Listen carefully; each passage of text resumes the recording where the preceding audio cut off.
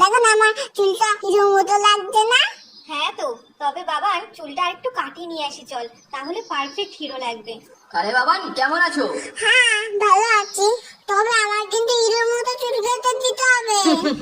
তুমি পারবে তো? আগে বলো, নয়তো তোমার কাছে কাটবো না।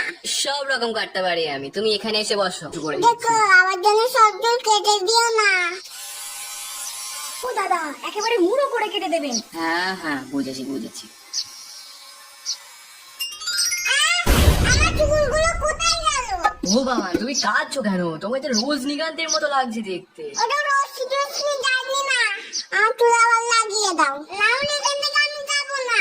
বাবান ওরকম করে না, নেমে এসো বলছি। আমার দেখো আমাকে টাক করে দিচ্ছে। তুমি আঙ্কেলকে বকো, বকবে না।